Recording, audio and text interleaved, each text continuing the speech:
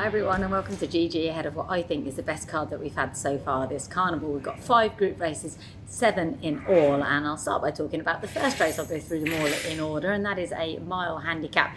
And if he's going to be even in the Godolphin Mile and World Cup night, Golden Goal has to be winning this. This is probably the toughest task he's faced, but he's still probably quite well handicapped. And I just think he's got a little bit more improvement to come. So he's the one for me in that. Although Hypothetical does worry me. He drops down in grade, and that was a very good run from him last time when second in the Group 3 fire breaks.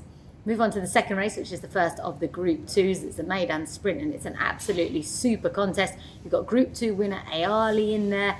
He was found to have his bloods weren't quite right after his last run last season. My only concern with him is he does give away weight and he's a bit of a stuffy horse. He may not be fully fit for this assignment. So I'm going to take him on with Waady, who beat Equilateral in this race last year. He's run some great races so far this season as Waady, and although he's a bit of an old boy now, I reckon that this is probably his main aim for the season, so I'm going for him in that one. We move on to race number 3, which I think is one of the trickiest of the night. It is the listed curling handicap. Officially, it's a bit of a Dubai World Cup trial. Realistically, none of these are going to end up in that race, but Tailor has been a star all season. He's won 3 times. He had to go back quite a long way for his last Meydan win, but he is effective at this track, and I quite like him at the top of the weights. At the bottom is the one that I would be mostly concerned about, who is 12th of Neverland. He's won his last 2 starts in much lower company than this, but he does get a lot of weight off Tailor's row, so he's interesting. So we don't quite know how good he is. He's a late closing sort and will benefit if they go fast.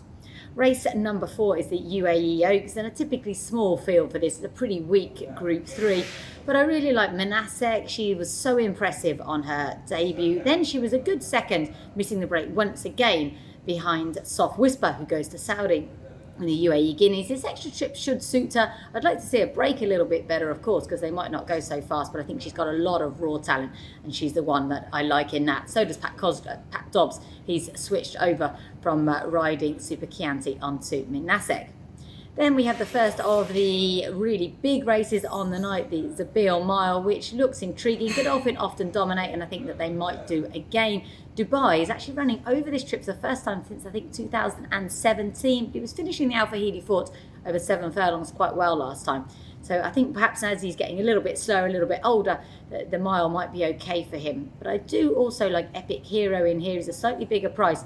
And they felt that last year he wasn't really finishing his races. They looked into it, and he's actually running for the first time since wind surgery. He's got a great record in Dubai, 3, 2 and 1. I think he's an up-and-coming horse. It's not a strong Group 2, so perhaps that he can upset them. But if pressed for a selection, I'd probably still go for Dubai in that one.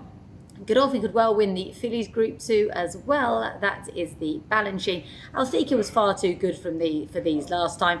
She does look more of a miler, but if she's ridden the way she was last time when she was out the back in the Cape Verde, they go a good gallop, which they should do, and I think she's going to be pretty hard to catch once again. There are a couple that I think will move forward for that run last time, notably Pierre Brandt's Quiet Times, who missed a bit of work prior to that. She should move up a little bit. Maybe she's one for each way at quite a big price. Then the most interesting race on the card perhaps is the Aushindaga Sprint, because we have Gladiator King, who's really a top level performer, and I think he probably needed that run last time when he was beaten. He's the one for me, although Evans is pretty skinny for him in that race. So if you want to take him on, maybe Mikel Barcelona, who normally rides Gladiator King, has got the answer. He's on important mission for his trainer. That's why he's riding that one. He's retained by Salim bin Gidea. And this horse, I thought, put in a great effort, setting really fast fractions last time when drawn in 10. He's drawn in 1 this time, and that will make things a lot easier for him. So maybe he can upset the big favourite in the last. It's a great card. Do tune in from wherever you are.